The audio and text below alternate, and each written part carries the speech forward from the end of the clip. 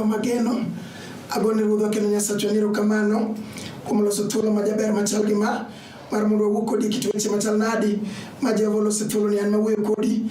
Nyinga Pastor Goro Ngara Isaya awuok e kanisa mar Bati Ministries Ler e piny Kayole, to kapok wacho moro moro jera magwara to wadhi kulo wiwa piny mondo wamiye sapolo kod piny duong'.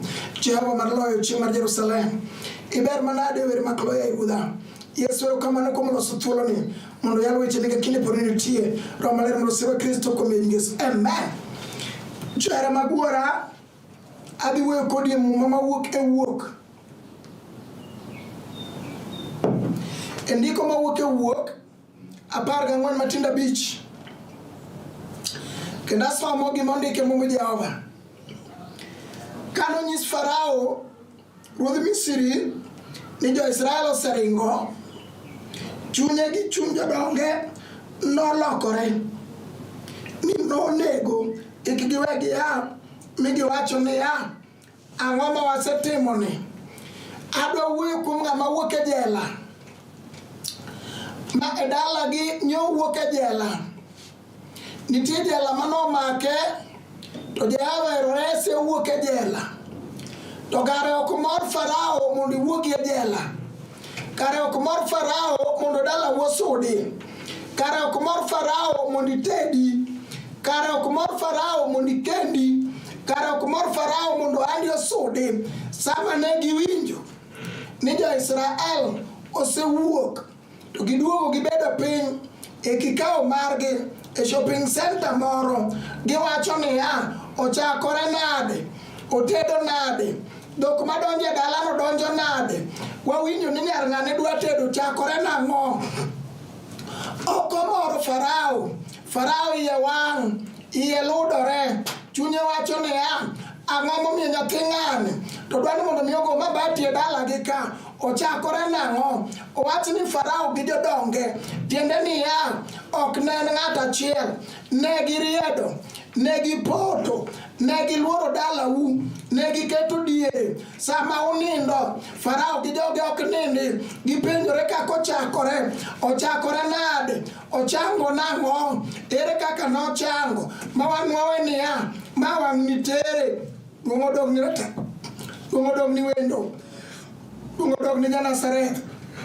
Ochwanyo Farao gimomiyo jojela wuok e jela, gimomiyo jonyiedho koro wuok, gimomiyo jopidi koro wuok e jela, gimomiyo jomadoyo ne koro wuok e jela.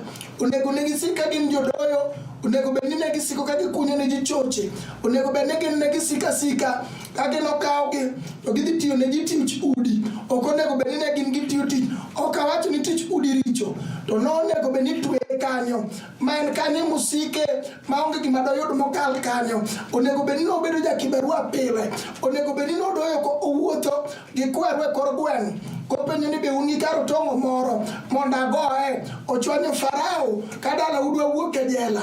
Duong' odog ni Nyasaye malich, kata Jehova to nyalo paro par ng'ama okwamo, par ng'ama olewo, par ng'ama omoko e anete, ng'ama dala gi nyiero, ng'ama dala gi omoko, ng'ama ande okwamo. Kata Farao noramo gi jodonge. Wan kod Yesu wendo chier mar choke Ja-Nazareth, ng'at manoparo Lazaro komoko e bwo liel. Sama Yesu nodonjo, formerly nogo sarut, kudni nogo sarut, lwani nogo sarut, wasikwa biro go sarut e nyim Yesu maneja. Ka wabiro sudo mbele ma iluongo ni komeko, datego ng'at manyalo. Kata Farao ramo, kata Farao tamore e nying Yesu mar polo, dala ubiro sudo, nyithindi biro somo. Kata Farao dagi, owandi biro sudo. Kata Farao dagi, merwa biro ting'o nyathi e tiendi e lela, merwa biro yudo kari mar dak, owadwa biro yudo tich e nying Yesu mar polo ma kari sudre. Kata Farao dagi magibed gi jodonge magiwach ni ya ochakore nade, otimore nang'o, ne gidhi kuma nade, ne wadhi kum Yesu ma Ja-Nazareth. Kata gimani Maimuna manogole e bwo pi, Yesu amua lando ni e bwo pi kanyo emiluonge ni ya ni pingima kata ne Farao ne ringi machop nyaka ibunge komanyo gik manitiego dalawa kata dalau e ibungu kanyo imiluonge Yesu ka Jehova ni yien makelo ngima kata ne gidhi ewi lwendni magiswage ang'o sa adi tich adi ewi lwanda kanyo imiluonge Yesu ka Jehova ni kidi mane jogedo dagi obiro riwo korot en kende mwabro yale kawuono ni nyakod jakondo mula nyakod Yesu moromo duong' odog ni wendo duong' odog ni Nazareth Mumba kona 14 matindo chiko asomo gimondiki e Mungu Jehova jo Misri nolawo gi farese samoro noselawo dalau gi gig lweny madongo duto te minyalo lawgo dak ni osemanyo gi gik moko minyalo ketho godo dak makel nyaka sem kawuono ni jo Misri noluwo bang' jo Israel jok maonge kaka dang' konyre Jehova kende ema gikawo geno margi giketo kuome kawo geno mari ket kuom Jehova nitie Nyasaye maono sama jo Misri lawogi ni ndam ni mbele jo Misri ni toke goda ni bathe to bathe kumachielo otimo bunge kata wasigo luori moketi diere pod wan gi geno wan gi Yesu geno wan gi Yesu loch wan gi Yesu wono wan gi ratego wan gi nyakwar Jese obro reso ng'ato kama ng'ato kwame kawuono ni Jehova lera mondo wachni ni kamine ni mokeno geno pod nitie kata Farao luwo bang'i geno pod nitie kata lweny luwo bang'i kata tuo luwo bang'i kata masiche luwo bang'i pod geno nitie kata wasiguram magigo buche adi geno pod nitie wan kod Yesu geno duong' ni wendo duong' ni Nazareth Wuok 14 Matindo 12 Muma wacho niya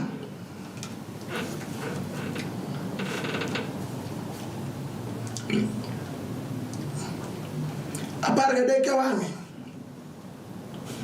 Muma lero niya Musa nodwokogi niya kik uluor chung'uru motegno ewi tuo machandi chung' motegno ewi koso school fees chung' motegno ewi gima nade matimore ngimani chung' motegno Musa nowacho niya chung'uru motegno ewi anyiere kod asere chung' motegno samoro semi nying kata kamitede ni mage to lur chung' motegno samoro semi nying ni pepas ni okukonyi school to ne dhiye chung' motegno Muma kona niya kik uluor chung'uru motegno mondo une kaka Ruoth Nyasaye biro resou kawuono nimar jo Misri munenogi ok unune kendo Ruoth Nyasaye biro kedonu omiyo un ling'uru aling'a wawe Jehova kedni sama ji tweyo gik moko e nungogi ling' aling'a luong mana Jehova sama ji nang'o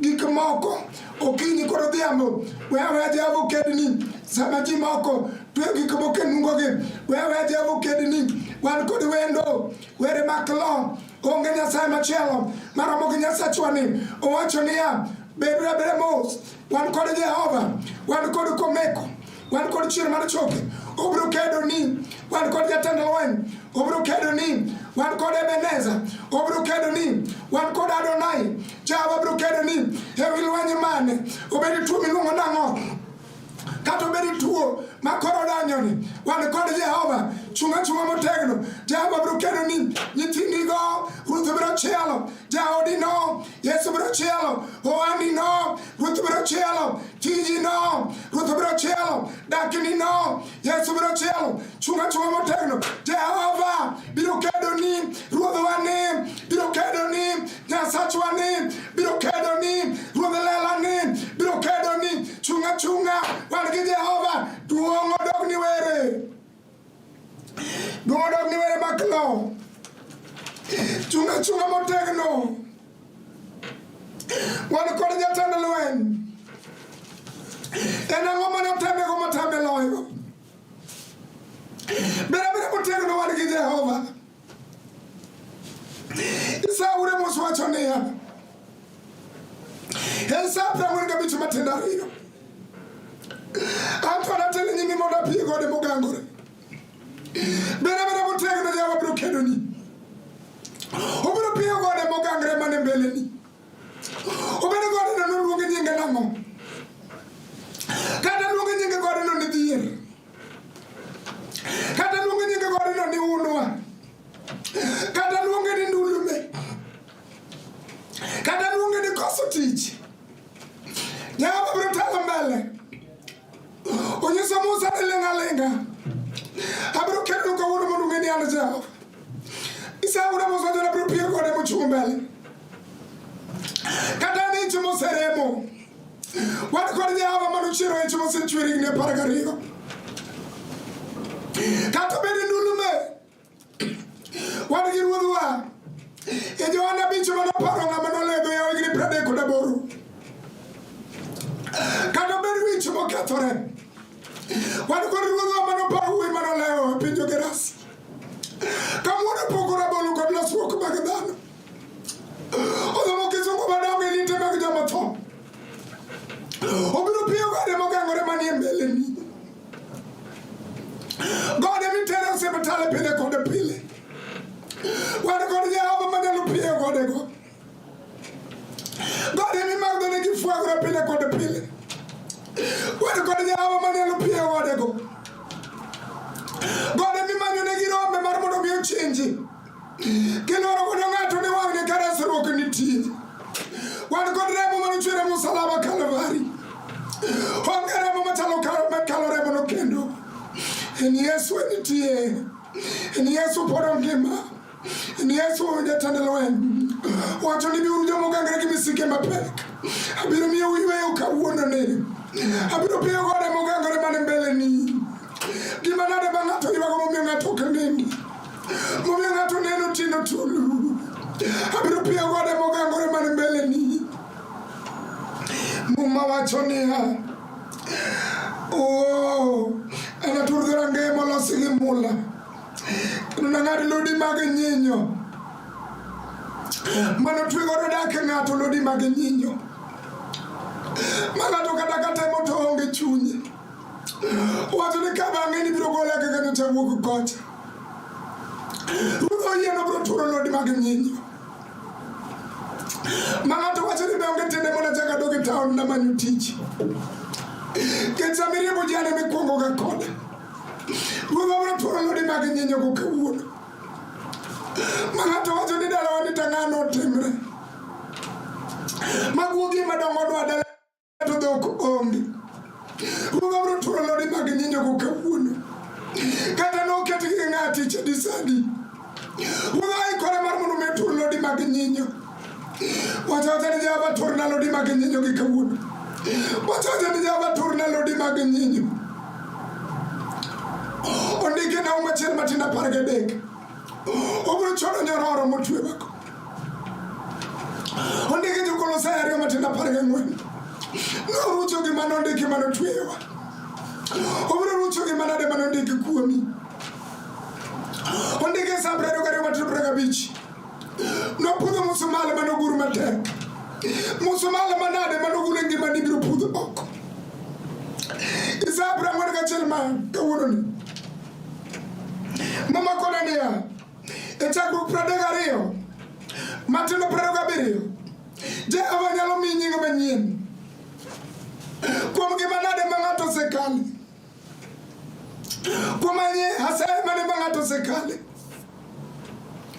Momiyo ng'ato kata kakale dhi duka moro. Gisieme kuom ni mneno jaode ng'ade madhino. Ojami degre. Ero duogo ang' ni neko kao yath ka. Kawuono ni onyalo rucho nyingno. Momiyo nying manyien. Nomiyo Jakobo. Kono ni winji Jakobo kochakre kawuono. Ok chak luonge ni Jakobo, iluonge ni Israel.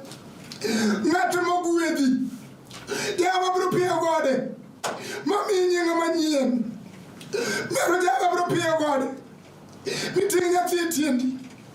Miyud kari mar dak. Owadu miyud kari mar tich. Owadu mowadi chung' malo. Mero mowadi chung' malo. Owadu madala uchal gi dala. Kaka mag joma moko. Obiro miyi nying manyien. Jehova nyalo miyi nying manyien. Ang'eyo nyalo loko nying ng'ato. Ondike Jeremia 1:9. Namiyo uteko mar muko gi pudho gi go piny. Obed gima nade manumuko matek. Angima ng'ato kawuono ang'no pudhe mago e piny. Ondike Jeremia 23:9. Niwach nachalo macho chalo nyundo mabaro lwanda matindo tindo. Lwanda manade manuchung' e mbele ni Jehova biro baro matindo tindo. Wach ni en macho Jehova biro wang'o gima nade manogeng'o mbele ni e nying Yesu ja Nazareth. Kata Farao luwo bang'i. Wating'o Yesu lwanda. Wating'o Yesu nyundo. Ang'no bar lwendigo matindo tindo. Kata lwanda nochung' e nyim rangach. Otamo yawuoyi ni ok kendi. Tamo nyiri ni ok tedi. Tamo hala ni ok sodi. Tamo nyithindo ni ok som. Ibiro bar lwanda no kawuono. Ting'o Yesu jakondo mula. Ting'o were makelo. Ting'o achiel mar kedo. Yesu kende moromo. Wacho niya, biuru jomogangre gi misige mapek. Abiro miyo yweyo. Bir Yesu kawuono. Ruoth ni kod yweyo. Obede tuo mane kata jiringo maji pondi wan kod geno. Watimo chier mar choke ja Nazareth mogolo Lazaro e bur kawuono ni bed gi chir. Kata Farao bi gi gima nade gi gigene mag lweny maji pondi malor dhoudi matwe umgi. Wating'o Yesu. Wating'o chier mar choke. Ting'o ja Nazareth. Biro chelo utewa. Biro umo utewa. Biro umo anewa. Biro umo dakwa. Yesu emoromo. En kanya kwa Jese. Duongo dogni. Duongo dogni. Duongo dogni. Duongo dogni wendo. Mungu akona. Esa prabichi mwen. Matenda parga biri moka bisomo tawachi. Honge gilwen molosi. Mondo ini mano ini. Bendi nolose gutieno. Honge gilwen molosi. Mondo ini mano ini. Kata Farao lubangi. Honge gilwen molosi. Mondo ini mano ini. Kata tuo mane. Emabi. Matiekiji. Bati. Honge gilwen molosi. Mondo ini. Mano ini. Mano Jehova. Ema uwoyo. Duongo dogni. Duongo dogni. Jehova pari e dalani. Japuonjo pari nyathi sikul ni. Rabi pari e jaduong' ni. Osana pari e jogi ae wuora. Mungu akona e Zaburi. Zaburi 30. Matenda 11. Mungu akona niya. Iseloko kuyo. Mane ango. Odoko ilo. Kata Farao lubangi. Karmono Farao ne kiwa. Obro ne kuyo mari. Jehova loko ilo. Asema no seigo. Jehova loko ilo. Nyera mani nyero godalau. Jehova loko ilo. Kaka ni watu no kudutinga te. Dine ni kagidie klinik. Jehova loko which quote. Oloko nyera. Oloko kelo ilo. Mano Adonai. Ebeneza. El Gibo. Jehova Nisi. Ruth Mapokalo. Eneka. Ubrotemo. Nenga moye. Yesu charan. Brokuayo. Dala moye. Majio kane. Kagi moro. Daka moye. Yesu brokuayo. Brokelo. Kue. Duodogi. Selo kukuyo mande angodo ko ilo. Jehova biro miyo kue wadwa. Kuom gima nade mikale Ruoth biro miyi kue. Kuom chandruok mane mikale Ruoth biro miyi kue. Kuom sandruok mane mikale Ruoth biro miyi kue. Iselonyo lepa mag ywak. Bende iselonyo lepa mag ywak. Mimiya lewni mag mor mano Jehova. Ibende biro ne ka nyithindi dhi sikul kaka jomoko. Ibende dala udhok biro donje kaka mieche jomoko. Ibende dala mutoka biro donje ok mar maiti. Ok moting'o kuoyo kadhi ka jirani. Mari ma Jehova miyi. Ruodha ni go iluonge ni duto kuom duto. Wacha ni fedha gi dhahabu gin maga. Mano Nyasachwa mapokolo. Jehova wa to pokolo. Nyasachwa to pokolo. Ruodha ni to pokolo. Obiro loko kuyo ma wan go maber ilo. Owuoyo kod Samuel. Samuel mar ariyo. 22 Matindo 17. Mano Jehova en gi bow. Ng'an mane oloso Daudi. Ka wuod Jesse ne ni e kwath. Jehova loso jakwath. Makwayo jamni. Maber ruodh Israel. Poko deku. Owadwa poko deku. Mondo Jehova otimne ng'uono. Jehova mar polo. Golo Joseph e jela. Korwako kunguru. Lewni mag jela. Olose obedo prime minister. Poko deku. Mondo Jehova otimne ng'uono. Jehova mwaluongo ni poko deku. Oparo Esther. Nyathi kich. Mokedo mobedo mikach ruoth. Merwa poko deku. Mondo Jehova mi kari. Ayenje moseyanyi. Oromo kawuono. Jehova loko nyingi. Asaya moseseigo. Oromo kawuono. Jehova loko nyingi. Nyiera mosenyierigo. Oromo kawuono. Jehova kelo ni ng'uono. Jehova kawuono ne. Mi nyinga manyien. Tuodo ni were. Seloko kuyo mane ango. Mobedo ilo. Jehova biro loko kuyo. Dala gi ng'ato mosebedo kinyiero. Jehova biro loko kuyo. Mabed ilo. Mapenji ni mabe ka ng'ane. Mabe dala gi ng'ane adier. Magi be nyithi ng'ane. Nyasachwa biro buogo wasigu. Ruodha biro buogo wasigu. Samuel mar ariyo. Samuel mar ariyo. 22. Matindo 12. 17. Norio bade ka en malo. Miyo maka. Jehova biro maki.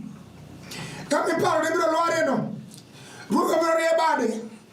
Kami paro ni odi biro kadhore no. Ruodha biro rie bade. Kami paro no odi biro mukore no. Nyasachwa biro rie bade. Kami wacho ni tiji biro rume no. Jehova biro rie bade. Ruodha biro maki. Jehova biro chieli. Ruodha biro umi. Tako mar polo biro chieli. Jehova mar ngima biro umi. Tumoro ngira tago. Norio bade ka en malu. Momaka kugole ataro ngala. Mano Nyasachwa mapokolo. Ubiro goli ataro ngala. Kama jiwacho ni wanane kako wuokie ma. Keso mamake ni kia wange wanane kako wuokie. Lwen mamake ni wanane wange kako wuokie. Jehova biro rie bade ka en malu. Ruodha biro rie bade. Nyasachwa biro rie bade. Jehova mabadi otimo nyinyo. Atego biro rie bade. Ukuma mabadi otimo teko. Atego biro rie bade. Norio bade ka en malo.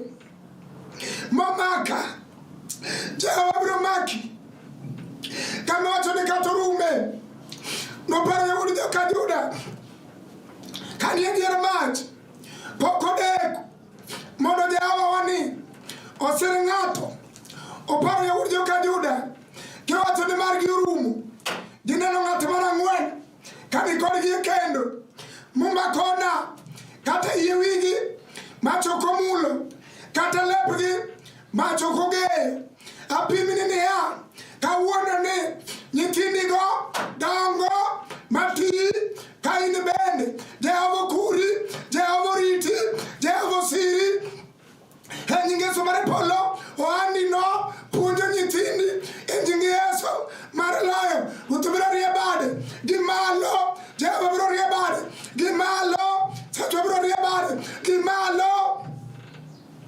Nore bade kain malo momaka Jehovah biro maki Ruoth biro maki Jehovah biro chieli Sai biro umi Ruoth biro chieli Nore bade kain malo momaka Gola tarongala Nore sale tuwasika maratake Nukumu to mosene koda Manala agiteko Negi moja kane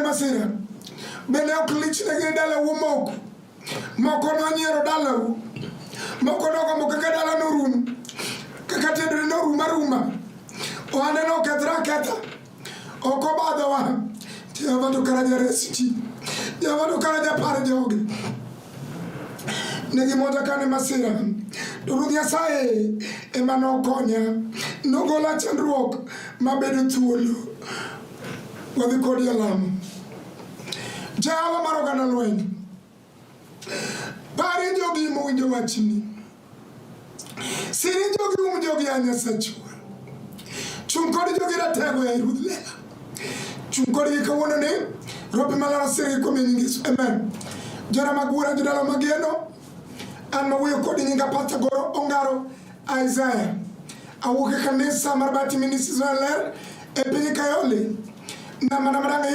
Yudago and 0733 794910 Anoyo Namadanga Yudago and 0733 794910 Namadachielo and 07 Kendo 07 Aito 70 5376 Anoyo Namadachielo and 07 Kendo 07 70 5376 Mari Jehovah Mari se jogi Osiru kawuono Osiru king Osiru ndalo kondalo Amen.